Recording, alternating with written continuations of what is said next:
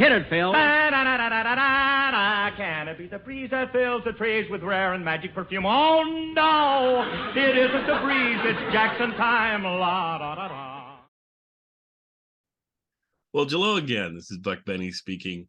We are here with another episode of the Jack Benny Show. This is actually his premiere from his 6th season of the Jack Benny Show. We've made it up to the 6th season, which is pretty cool that we've talked about all the shows from the 5th season back to the 1st season already. We've only done this for a year. We're in our 2nd year of doing this, but I've really enjoyed these, and we'll just keep on going. This one is a trip to Denis's house. We get to see Denis's mom, which is, I love spending time with Verna Felton doing this. It's fantastic. And just a great episode. We have today joining us, we have, of course, our friend John Henderson. Hey, John. Oh. Hey, John. And I like that he's in his winter attire. We are in that winter season. You can see I've got my beard going, and so I'm looking more and more like John every day. I don't know. And then we have Kathy Fuller-Seeley. Kathy, how's things going in your neck of the woods? Classes are over. Students are turning in papers. There's light at the end of the tunnel, and the 3rd volume is at the printer. So yep. Yay, of the Benny script. So yay. And we have a week and a half left over at my school, so that'll be fun. And I love Christmas time at this school. It's just so neat. And next week is one of those spirit weeks where Monday is pajama day and everything, and that's always fun. So anyway, Kathy, do we have any more firm date on when the new book's coming out, or is it just in the next few weeks? It won't be, unfortunately. Sometime, maybe in the new year, Okay, so it's starting to head towards January, maybe-ish. Oh, probably. Yeah. Because shipping gets messed up, it's so overloaded during the holidays. But soon, soon. That's great. That's great that we're getting it. Now, I would, pass on to Ben that I think if he could get these released, say, in September-ish time frame, or even October-ish, I think the amount of sales would go up tremendously, because they're great gifts to buy a Benny fan, and Benny fans usually are at an age where it's really hard to figure out what to get them. Like my kids and my wife, I would for sure be putting this on my Christmas list if I could. So it's totally my fault. I had to sit on the manuscript for about six weeks because of all the things I was doing this semester at school. So mea culpa. So yeah, but maybe even get it next time. Start it in the spring or something, so you get it done on time. Who knows? Just a thought. Well, it's perfect timing for my birthday, so I'm happy. I'm always trying to sell more of Kathy's books if I can. So, and all of you folks, get it as a late Christmas present in January, or for Benny's birthday, because I'm sure many people celebrate that. So, I will tell our watchers and listeners what my family does for me sometimes when something comes out too late to get it to me or whatever. What you can do, because we do know on Facebook she has had pictures of the newest volume out there. You can take that, print off the picture, and what my brother-in-law does is he puts it on like a package of Dots candies or Milk Duds or whatever, and he'll have the picture of what you're getting, but you're also getting something to munch on in between while you're waiting for that item to come a month down the road or whatever. And I always think that's a cool double gift that you get. So there you go. And also then you can fit it in someone's stocking. See, where you couldn't fit her book into someone's stocking if you had the real book. So there you go. All right, onward and upward. So, John, what were your thoughts on this episode? What stood out to you or anything? So I thought it was a great episode, especially as a Jack Benny radio fan. Yes. And there's a lot of things that pay off if you're a fan of the radio show, even seeing Denis Day and in particular his mother, because she's got that distinctive personality and she totally fits that in her look as well in this episode. So I thought it was great. I loved the Rochester stuff, that his running around and how that pays off. I thought that was lots of fun. So yeah, I just enjoyed the episode. Fantastic. Yeah, just like you say, I really, really like these episodes where they tie so well into the radio years and remind you of the radio years, because we're come at this as such radio show fans that whenever they can do that on a TV show, it really likes it. And that's why I like the early episodes, early seasons of the Jack Benny show. One, because he was still doing the radio show at the same time, and sometimes they would actually refer to the radio show and vice versa, which was fun. And as I think about it, this season 5, is the last season of the radio show, where the radio show is going on at the same time. Season 6, this one we're going into as of this episode, the radio show would have just gone off the air, right? So because this is 65, 66, I think, or whatever, right? 55. That's right. Good job correcting me there, John. See, John, he's right on the tip of knowing all these things, and he does a good job of not rubbing in my face and things. He just sort of tells me when I mess something up, and it's lovely. Whereas if John was ever wrong, boy, I would be running anyway. Kathy, what were your thoughts on this one? Well, I was really impressed by the pacing and the loudness. This was a live episode. Yes. Television was prioritizing live television for their big events to make it must-see TV. And the other ones we've been talking about recently have been kind of slower and more quiet in pace. And so it was fascinating to see them go back to what was popular on other shows. I mean, This Is a Wonderful Loud radio show on television, but it also is right up there with what Sid Caesar,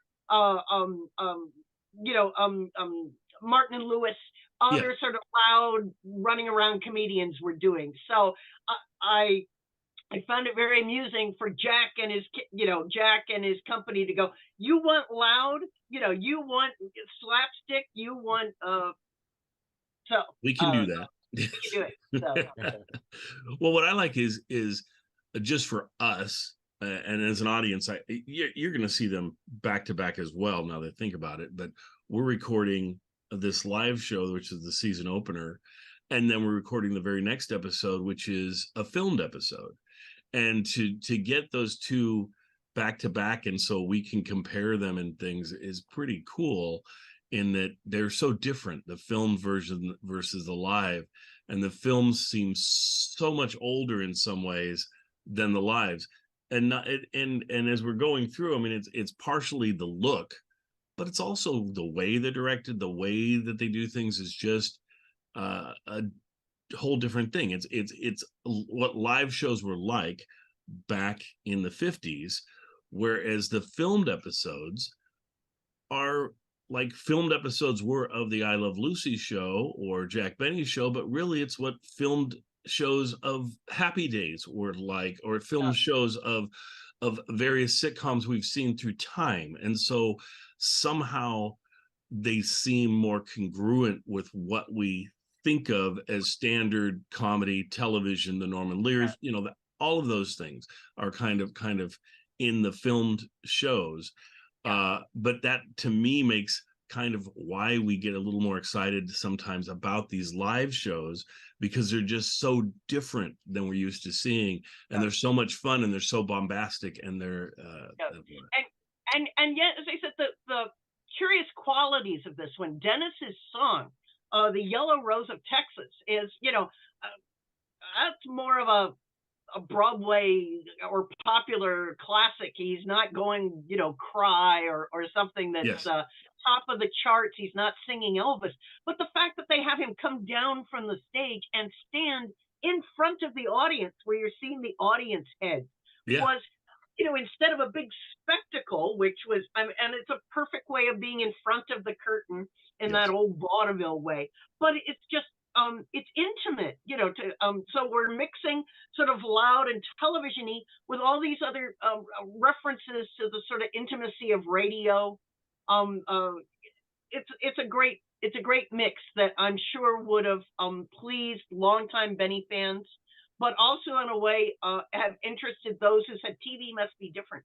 So, well, John, what are your thoughts? I mean, because it seems like Kathy and I bring up a lot about the live versus filmed episodes, and John's always sitting there quietly like because we already covered that ground, so he doesn't need, I know John's thinking, okay, we already talked about that, but I'm just going, let's get John's point of view on that. So what are your thoughts? Because we're 6 seasons in. We've seen live, we've seen filmed, especially the last couple seasons. We've got a lot more filmed episodes thrown in, maybe half the time now or whatever. Right. So, and I know that originally you talked about how the live episodes just have that more spontaneous feel, and don't use the canned laughter necessarily that the filmed ones do. How's it going now when you're seeing these back and forth? I think they're fine-tuning the filmed ones a little more lately, but I don't know. What are your thoughts on it? Well, I would say one of the big problems is so many of the filmed episodes are repeats of live episodes. And I feel like when they repeat an episode, it loses a bit of the spark, right? Yes. They're like, oh, I know how to do this. I've done this before. So some of the performances are not as good, in my opinion. I think some of that has to do with the fact that they've done it before, because there's some of the filmed episodes that I don't think they've done before, and those tend to be a little bit better. And I also feel like the later on you get in the Jack Benny show, the less care is put into it, because they've got so many more that they're putting out. Right. And so some of them feel like a little bit thrown together. So for that reason, I would say I do tend to like the live better, but of course the picture quality is so much better on the filmed episode that if you were to show it to somebody else, for example, you would want to go with a filmed episode, because they would just be like, oh, what is this? Oh, well, I can't watch this. Yeah. For instance, the number one episode that I think most people get introduced to on the Jack Benny show is the Christmas episode, where he goes Christmas shopping, right? And I think that transfers so well to audiences getting it. People still go shopping. All of those things still happen. And so it works just beautifully. And I think it almost works better today than it even did back in the day, because we've seen people kind of slowly go crazy and get overwhelmed with just modern things going on. We've seen road rage and all these things in a bad way. In this way, it's portrayed in a humorous way. But I do think so that part works better, but being as we're now surrounded with real life violence so often that happens from these people losing it and things, that I think the end of that episode where Mel Blanc shoots himself off camera is more disturbing maybe than it used to be. I think it's not as humorous, and so it makes it really that a strange episode. It's like it's great all the way through, and then at the end sometimes it'll throw a modern audience when you show that, and you'll have to explain, well, in the time this was more acceptable and things. So you would never see a show do that now, I wouldn't believe, unless it's a really dark comedy of some sort. But I always think that episode is particularly interesting just because it juxtaposes the best episode ever for introducing people to Jack Benny, and yet the ending taken away from some of that. So I don't know. And it would be interesting to see if they ever did like colorize it and bring it to a modern audience. Would they just cut out that last part? Would he just kind of walk away like he's freaking out and he's leaving the store like he's quitting or something, and then they just don't play the part where you hear him shoot himself? I would assume that's what they would do. I don't know, but I don't know.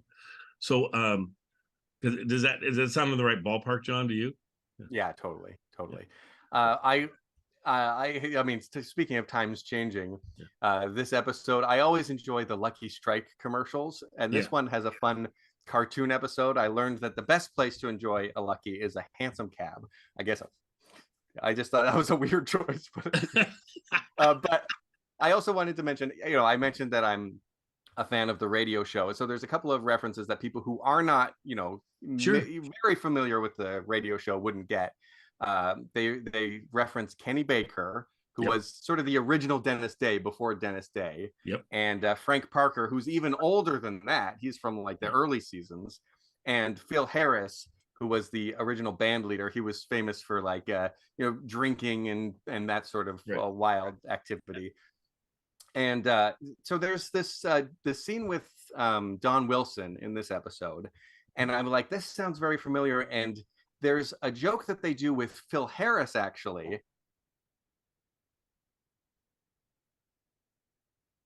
That is so funny. That is so, John is so right on with that. I must say. There's this joke with Phil Harris where well, that's the basis of the joke on the television episode, that somehow the three of them complained and poop. So. John. Well, that made me think when he was talking about all the tenors and stuff, because I'm sure John will be back here in a minute, but it made me think of the 40th of Jack's 40th birthday party where they come back. I'm trying to remember, because there's 3 tenors in that and so that's it. Does Kenny come back for that? Because no, I don't think it's not Kenny, but it's the fella in World War II who wasn't. Yeah. Okay, that's what it is. It's Denis and then Frank Parker, and then it's the one who took over, Larry Stevens. Larry, there we go. It's those 3, and at the time I was going, oh man, it's too bad they couldn't get Kenny to come back and do this for this one special, but I don't know what was going on with Kenny at the time, but he, but that is such a cool show to watch, that 40th anniversary, that 40th birthday party of Jack, because Phil's back and everything. And then, but the only downer on the whole thing is you've got Rochester that had a heart attack or something. Like the day before. Yeah. So his part gets taken over by Andy Devine, and Andy Devine does a great job. It just seems strange that he's saying things that Rochester would say and things, but they made the best of what they could, because I'm sure they had this whole thing planned out. It's all these people are coming back. They can't just sort of go, because we Rochester, something happened, we have to cancel the whole thing. I think they just had to, the show must go on, I guess, is the whole thing. Kathy, why not, to see if we end up getting John back, if we don't. But why don't you go ahead and read us? You have a review, and maybe you can talk about that. Well, super. As I said, because hooray! I hope he's back. Because this was the first episode of the fall season, that is back in the day. A Variety only only reviewed season openers. Right. Although we've had a number of Jack Benny reviews, because he was only on every other week, and that made his show seem more special. But so they did review this show as the first one of the season, but we only get a little hint in the version we have of the context of what was actually going on, which was that the President of the United States, Dwight Eisenhower, had a very serious heart attack. And all of America was glued to the television, was now having to be the news reporter to the country, and everybody was quite concerned about it. And so it turns out in this review talks about the fact that viewers of it live during the day, during the evening when it was broadcast, missed certain parts of the episode because there were voiceover special update messages about the president's health. So it's worth reading. So I'm gonna read it to you. So the review says the intense national concern with the health of President Eisenhower was justification enough for the CBS decision to interrupt all programs Sunday night with frequent medical bulletins. It was, however, a tough break for Jack Benny's premiere show of the new season.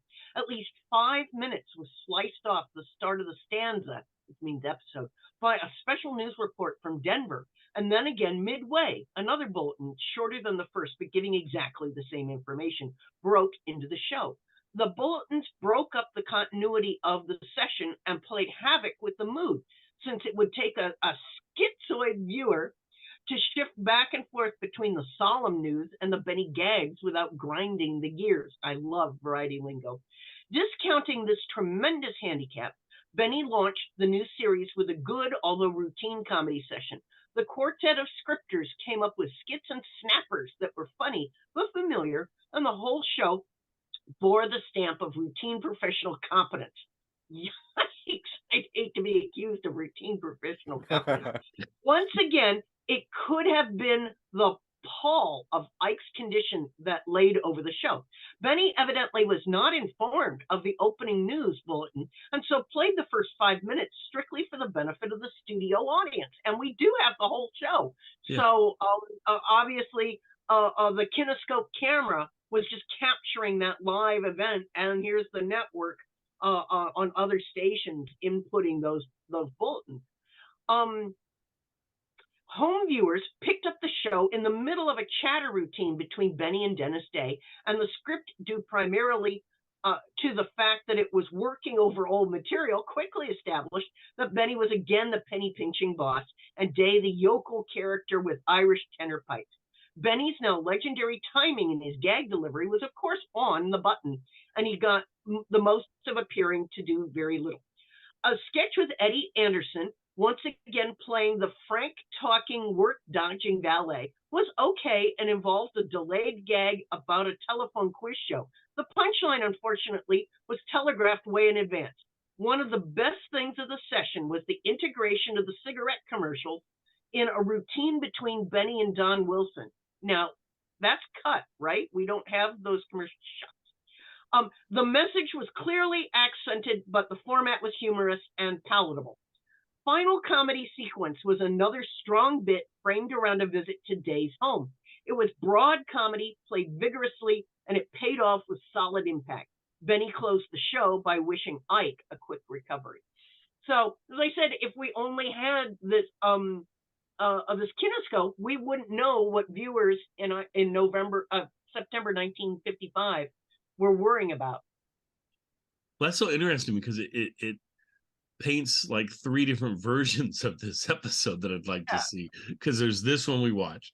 Yeah. Then seeing that one where you've talked about the commercial with Jack and Don talking back and forth and things would be interesting. Usually the commercials are left in these kinescopes, so I'm surprised that's not there. And then seeing one as the audience saw it at the time with the break-ins for Eisenhower updates would be really interesting to see as well. But the only way someone would get that is probably if somebody had taped it off of their TV somehow or whatever. And back then, like that technology didn't have that equipment. Really exist. So, it does bring up a good point of the sort of how what we can't know about early television. As we have talked before, I would dearly like for us to somehow represent others of the live episodes for which we don't now have access. I'd love for us to go back and read parts of scripts and try and recreate a little bit or comment on it, because there's these, we find out that there's huge things that get referenced later. It could be great fun, but just as you have cautioned, we can never completely recreate all that would be happening in a live show. We don't know the timing, the expressions. I mean, we can build on what Benny always does, but it's like, we can't quite know. I wouldn't be surprised if, like, in the Eisenhower library, if they had those 5-minute pieces of news that were talking about his heart attack, and a person could theoretically, if you had access to those, kind of recreate and overlay that on here and cut out the beginning of the show and have what it would seem like, right? You could essentially create that falsely that version, right? It would be as close as you could get to it, sort of thing. But that's for another day. Anyway, John was in the last time he was here. John was in the middle of telling us about, I think he was at Phil Harris. I'm not sure. This is Don Wilson. What I like about this is it's very much like Jack's joke that he does all the time, which is where something comes in the middle of his joke or the middle of his story, and then he goes on with the story after whatever pandemonium ensued, and no one remembers what the first part was. But in this case, maybe John can kind of summarize what he was making. Yeah, exactly. Don Wilson is complaining about being made fun of for being fat, and he says the only reason I'm fat is for the sake of the show. It's I gained weight, for that. And then Phil Harris says, "And look what you've done to me. You think I like to drink?" Now that is funny. Yes. In this episode, they try to recreate it, but the dynamics are not quite the same. It does not quite work the same. Right. That was my whole point. But I have another radio thing, which is interesting in my opinion. They did a very similar episode to this, at least the Dennis Day's parents part. I think it was 55 that they did it, but Joseph Kearns plays Dennis Day's father with an Irish accent. Joseph Kearns, of course, does lots of old radio show voices, and he's also Mr. Wilson on the Dennis the Menace TV show. Yes. But I do think the actor who plays him on TV here is a better casting choice. I mean, it's one thing in radio, it's another thing on television. This guy, you can see, oh, that's kind of like Dennis Day. He's skinny and tall and things like that. And I was surprised how tall Dennis Day was, compared to Jack Benny. I still imagine him as a little teenager, and he's still doing that same voice and he's still living with his parents. So to see him and he's like, whoa, that was a bit of a shock. No, agreed. And that piece you were talking about the where they're saying, or Don's like, I'm only fat because I'm on the show and because you made me into that and that sort of thing. The reason it's hard to ever make it work without Phil is because Phil is the ultimate capper of that whole thing. He's the one that you go, oh no, that's just Phil. But he's like, no, I wouldn't be that. I would not be this drinker. And I used to enjoy drinking milk all the time. And now whatever. Yeah. And so it always works. And so there's no capper, or at least it's not as good of a capper as it was in the original radio show with Phil. So I think for fans, that bit's never going to work very well.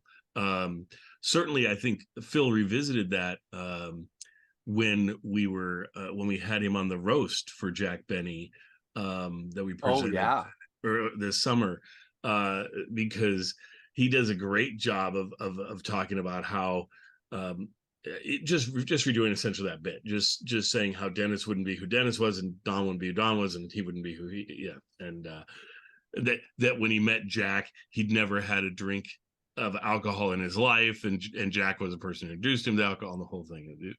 That was a great bit. If you haven't watched our Friars Club roast presentation, you should go back and try and catch that, because it's just Dennis does a beautiful job, Phil does a beautiful job. Just seeing Jack laughing at all of these wonderful comedians and everything was just a beautiful thing. And George Burns gets one of the biggest laughs, and Johnny Carson talks about how George didn't really do anything. He said like one little statement that was almost a non sequitur, wasn't so much a joke, and Jack just about fell out of his chair. So it just shows how much Jack loves George Burns, and that's something we hear stories about it, but to actually see it in real life is just a real treat. Anyway, with that, we'll probably leave this, but go ahead, John. Let me just quickly mention a couple of historical things. Tommy Manville was a sort of like a Playboy millionaire who had gone through a number of wives. So, he would get divorced and remarried and things like that. And the Argentinian president, Juan Perón, had just been overthrown. He was overthrown in 55. So, right. Yeah, and that's where, and his story is sort of in Evita the play, right? Right. Yeah, because that's his wife or whatever is that person, and they make the play out of in the movie and so forth. So interesting to watch that and get that perspective. Anyway, fun episode, great episode to watch. Loved it. We all loved it. So enjoy this one, and we'll be back with a filmed episode next time, which is a totally different beast, and we shall talk about that. Anyway, have yourselves a great week, and we'll see you next time.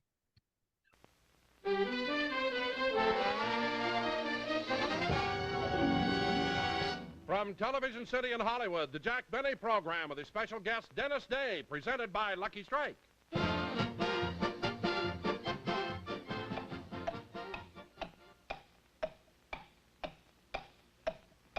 Light up a lucky, it's light up time. Be happy, go lucky, it's light up time. For the taste that you like, light up a Lucky Strike. Relax. It's light up There's a time and place for everything. And the right time for a Lucky is any time you want to enjoy a great cigarette. And the right place for a Lucky is wherever you happen to be at the time. You'll always enjoy Luckies because Luckies taste better.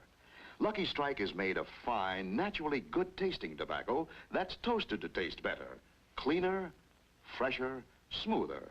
And that's why Lucky's taste better every time. So make your next pack of cigarettes Lucky Strike. You'll find it's the best-tasting cigarette you ever smoked.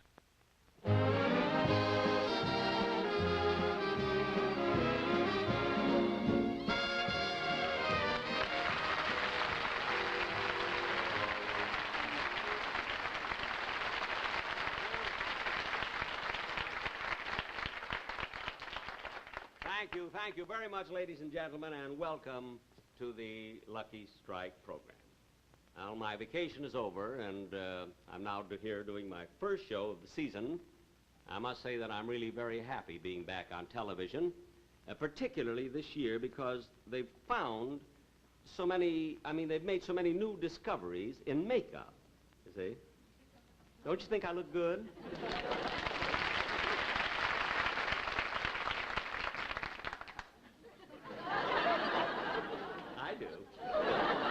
I'm going to let you in on a little secret. I'm wearing living lipstick. Now, I must tell you, in order to get the right musical effect for this joke, I had to put 2 harps in the orchestra, just for this one joke.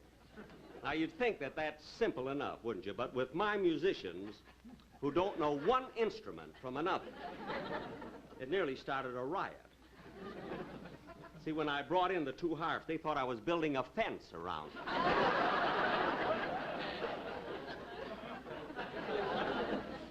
You know, of course, I could have missed it. If someone hadn't reminded me about the change of time, I would have missed the show entirely. Because today, California goes off the daylight saving time, you see, and instead of being 4:30, now it's 3:30. And I know that an hour difference in time doesn't mean much to most people, but with my kind of 39, every minute counts.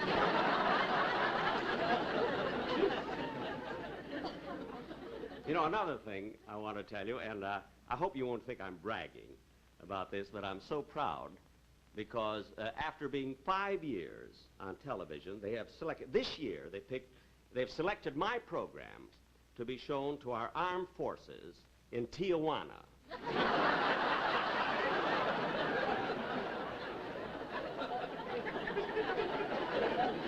Of course, they were going to send it further. You see, they were going to send it to Argentina, but I stopped that because I figured if they didn't think Perón was funny, what chance have I got?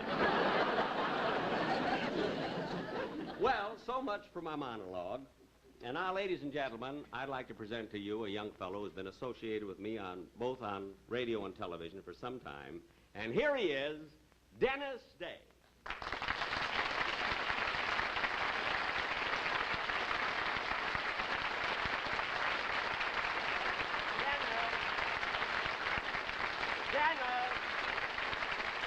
Denis, they're applauding. Denis, come out. Well, it's... Denis, I didn't hear you walk on. Oh, that's because my applause is louder than yours. We're not counting applause. Oh. Denis, I want to ask you something. During every rehearsal, you always made your entrance from that side. Why'd you suddenly decide to come on from this side? Well, if I came out from over there, I'd have had to step over Don Wilson. Step over Don Wilson? He fell asleep during your monologue. What? I'm a little drowsy myself. Denis, look, this is the start of a new season, you see? And I don't want to have to go through all your ridiculous remarks and everything, all this trouble. Let's get certain things straightened out for this year, you know? Let's get, so we know where we stand. Now you, for instance, you're the singer on the show. Just the singer, right? Right. All right. Now who is the announcer? Don Wilson. That's right. I just want to get things straightened out. You're the singer, Don Wilson is the announcer. Now then, who is the comedian? Then I said, who is the comedian? For a question like that, I ought to get 3 books in a week to think it over.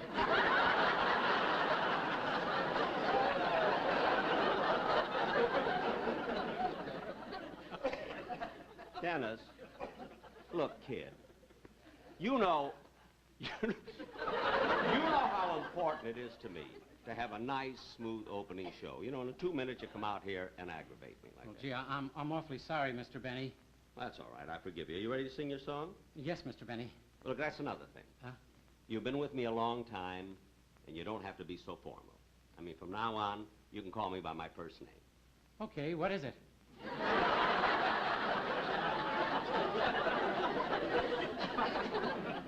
It's Quincy.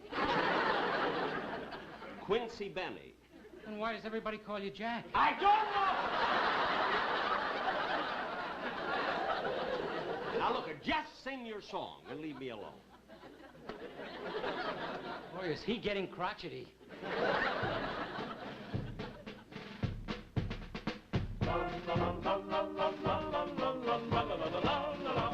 There's a yellow rose in Texas that I am going to see. Nobody else could miss her, not half as much as me. She cried so when I left her, it like to broke my heart. And if I ever find her, we never more will part. She's the sweetest little rosebud that Texas ever knew.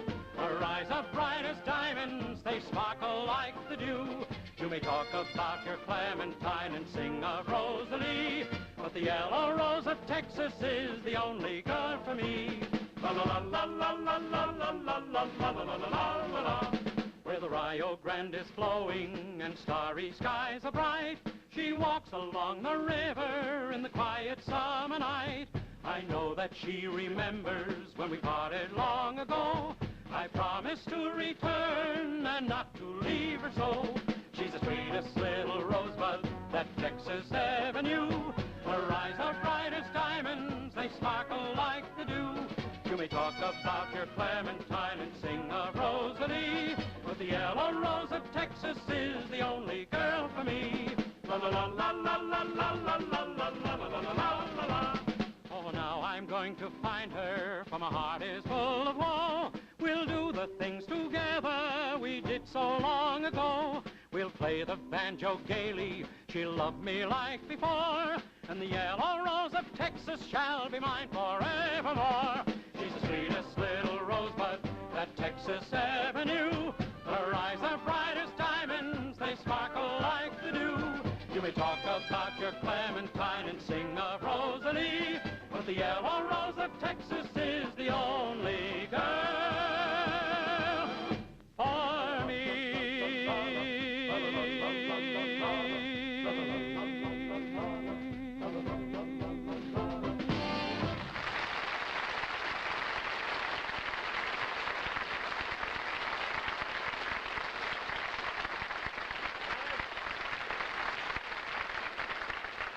Great, really wonderful. Well, thank you, Quincy, you all. You're not going to make me mad, you know. I mean, when you sing like that, I can't be angry at you. I'm glad to hear you say that, Mr. Benny, you know, because I wouldn't want you ever to get mad at me. We've been together so long. We certainly have. How long have you been with me, Denis? 17 years. Gosh, 17 years. Doesn't seem possible, you know. Now, when I first started with you, you only paid me $20 a week. That's right, Denis. That's when you first started working with me. Now, tell the audience when you started to get into the big money. When I joined the Navy.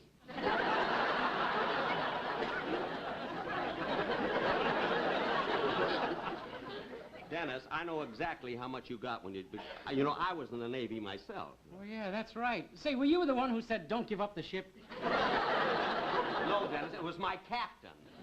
Now, thanks very, very much. You did your song. Go home. Okay, Quince.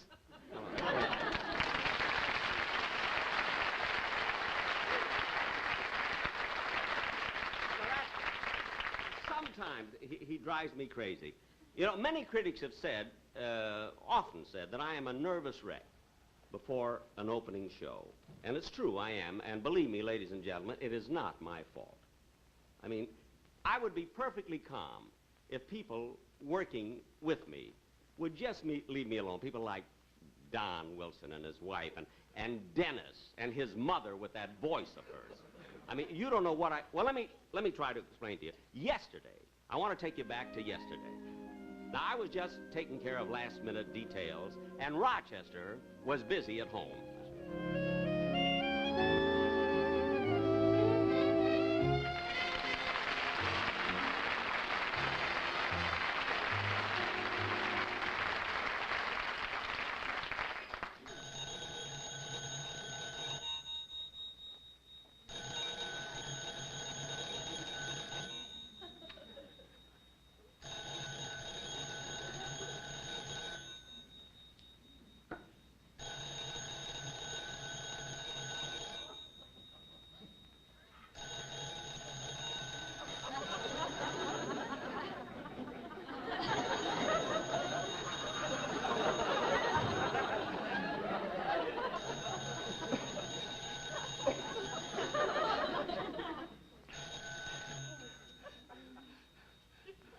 Hello, Mr. Benny.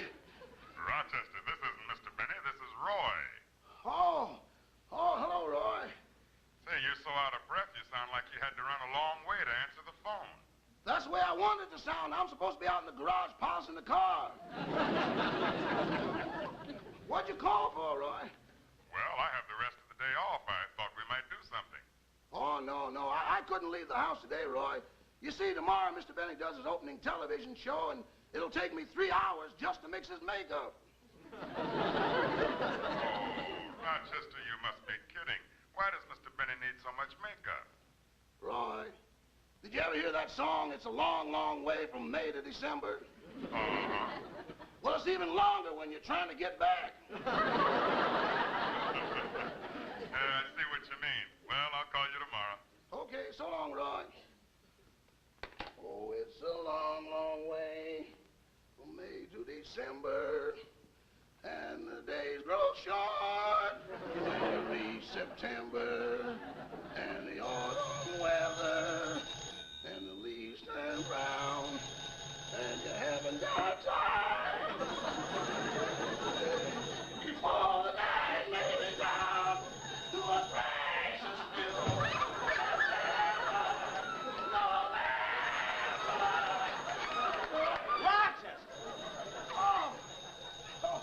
Oh, boss.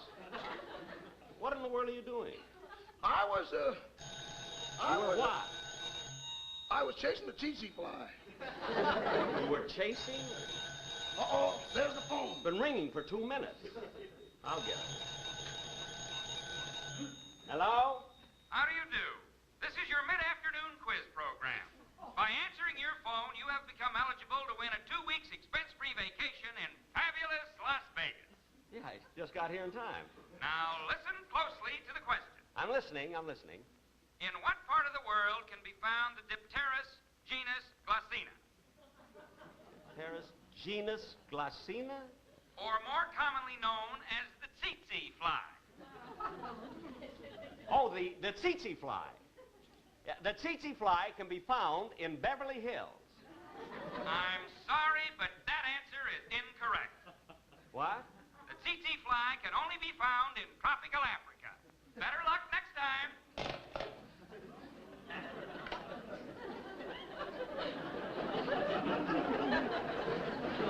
Rochester. Uh-huh. Did you say you were chasing a tsetse fly? Yes, sir. Well, for your information, the tsetse fly can only be found in tropical Africa. So when I walked into that door, you were chasing a common housefly. Boss, since the element of chasing has been accepted, the object is immaterial. Well, for someone who doesn't know a tsetse fly from a housefly, your phrasing is superb. Thank you. You're welcome. Boss, wouldn't you like to go up to your room now and take a nap? No, I don't want to take a nap. Yeah, but tomorrow's your opening show and you might be a little nervous. I'm never nervous. Nothing bothers me. I mean, look, the music is taken care of, the sets and everything. All I have to do is go over to Denis Day's house and tell him to change his song. Outside of that, I can just wait till tomorrow's show and relax.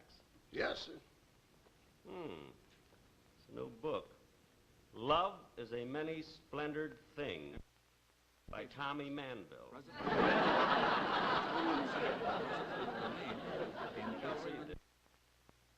Oh, I'll get the door. Rochester, fix me a sandwich, will you, please? Yes. Dum-dee-dum. Oh, Lois, Don, come on.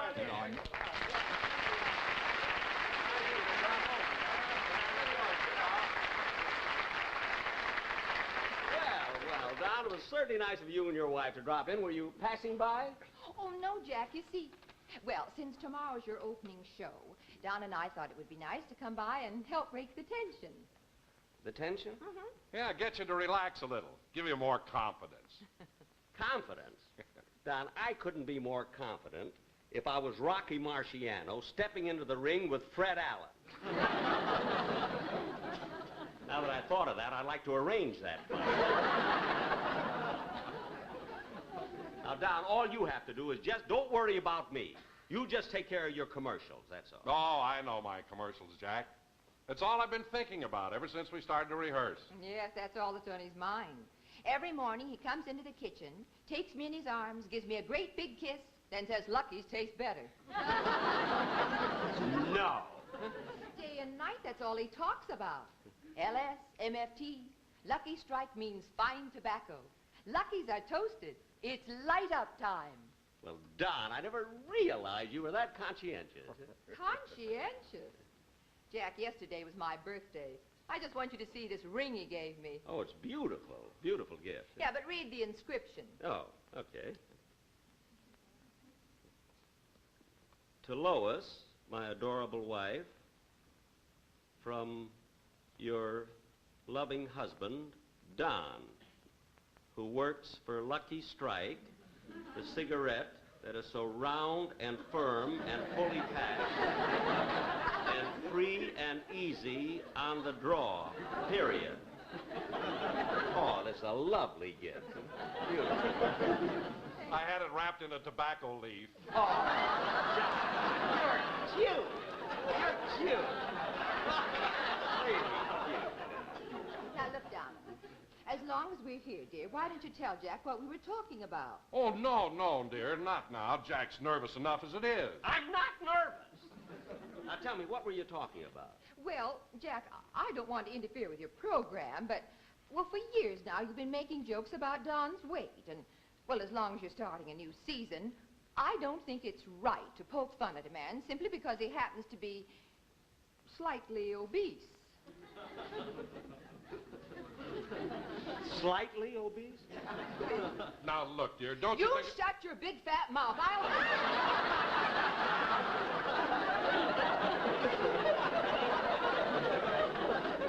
You see, Lois? You see, you did it yourself. I mean, now, let's face it. You didn't marry a Peter Pan. Believe me. Just a minute, Jack. I'm sorry, but I have to take exception to that remark. After all, my being fat is all your fault. My fault? For years, I wanted to go on a diet. But I knew if I got thin, it would ruin all your jokes about me on the show, so I stayed the way I am for the good of the show. Do you think I enjoy being fat? Well, Don, we all have to make sacrifices to get laughs on the show.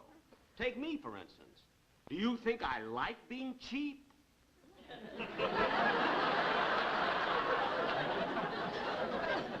Well, I asked you something. Do you think I like being cheap? Jack, has anybody ever answered that question? Certainly. Who?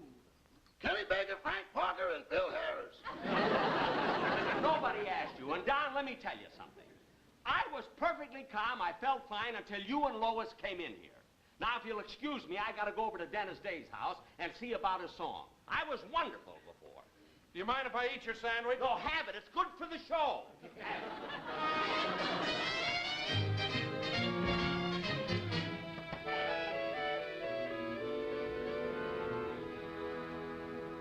Oh, darling. Darling. Yes.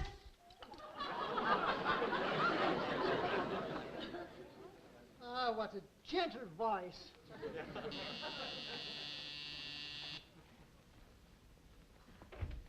Well, Mr. Benny. Hello, Mr. Day. How are you? Fine. Come right in. Come on in. Sit down. Thank you very much. Would you like to have some lemonade? I don't mind, no.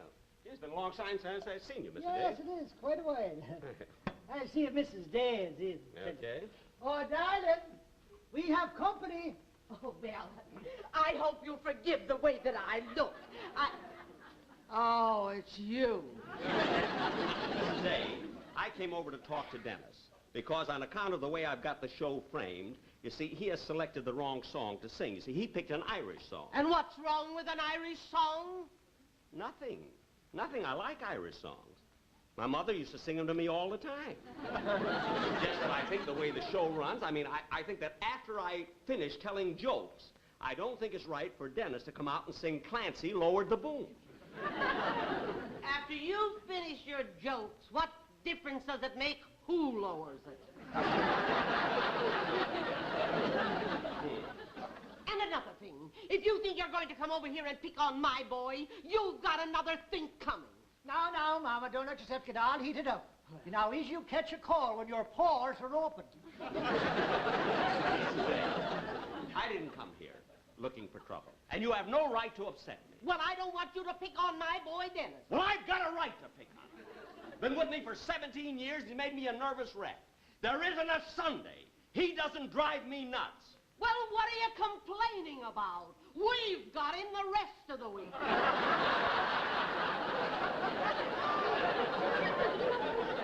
Well, congratulations. Now, look, if Denis isn't here, I'll come over and see him later. Oh, he's home, he's home. Darling, Mr. Benny has business with Denis. Would you please call him? Well, all right. I don't know why I always have... Denis! Denis!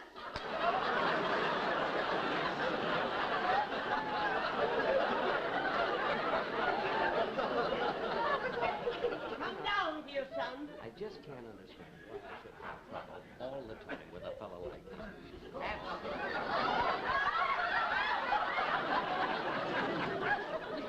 Mr. Benny. Denis, look, if I'd have known it, I wouldn't called you out of the pool. Oh, we don't have a pool. I was in the bathtub.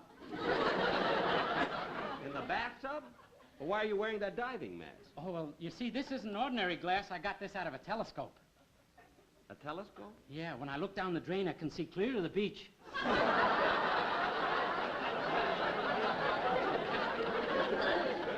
What? The bathing suits those girls are wearing this year. Look, Denis, when you came out here in this silly outfit and told me you were in a bathtub, this I could believe. But tell me you could look down the drain and see girls in bathing suits is ridiculous. At your age, yes. Look, Denis, take off that silly outfit and sit down. I want to talk to you. Yes, sir. Give it to me, Denis. I'll take it out. Now, sit down. Now, listen, Denis.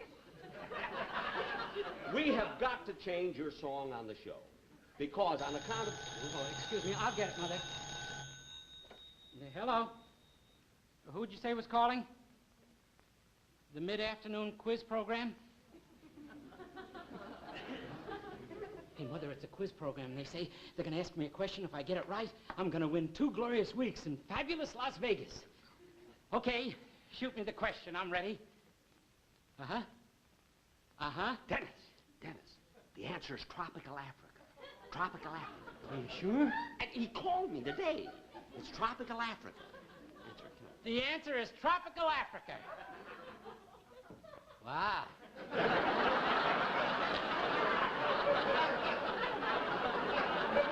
That's the wrong answer. Denis, it can't be the wrong answer. It's tropical Africa. Call him back. Call him back. What was the question, Denis? In what country is Toledo, Ohio?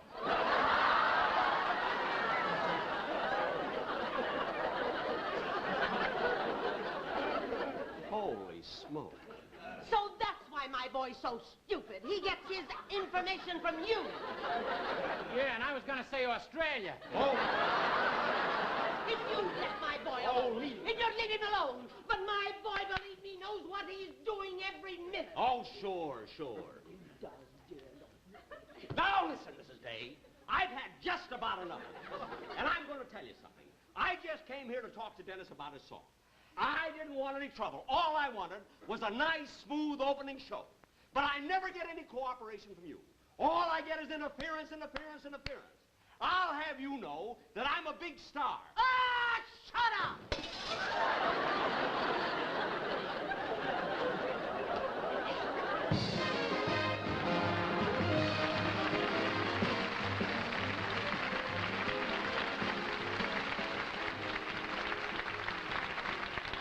Ladies and gentlemen, Jack will be back in just a moment. But first, a word to cigarette smokers. Light up a lucky. It's light up time. Be happy, go lucky. It's light up time. For the taste that you like, light up a lucky strike. Relax. It's light up time. Man, that's smoking enjoyment. To come out of a good movie and light up a Lucky. Boy, that's good. Especially when it's a Lucky. Because Luckies taste better. And for good reasons. First, Lucky Strike means fine tobacco. And then this fine, good-tasting tobacco is toasted to taste even better. Cleaner, fresher, smoother.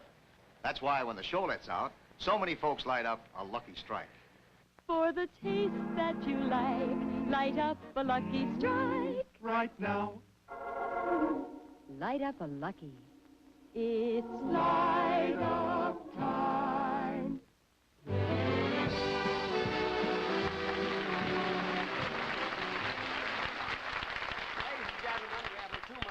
So I just want to announce that Aunt Southern will be back next Sunday, and I'll be back 2 weeks, in 2 weeks from tonight. And I'd like to also announce that a week from next Thursday night, October 6th, that I will appear on the Chrysler Hour, the Shower of Stars, in a play called Time Out for Ginger, a football play, a natural for me. And before leaving, ladies and gentlemen, I know that all of us are hoping for a very, very speedy recovery of our president.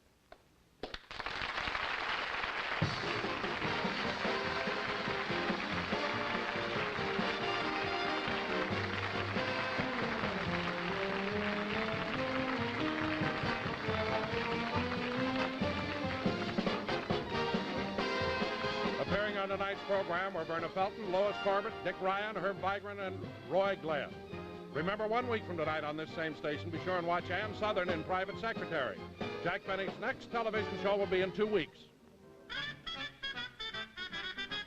Get true tobacco taste in a filter tip cigarette. The easy drawing filter tip Tarryton cigarette. The pearl gray charcoal filter tip cigarette. Smoke filter tip Tarryton.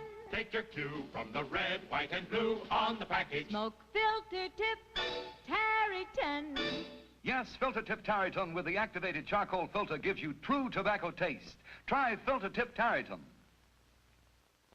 The Jack Benny program has been presented by the American Tobacco Company, America's leading manufacturer of cigarettes. The Jack Benny program has been selected for viewing by our armed forces overseas. Portion of this program were recorded.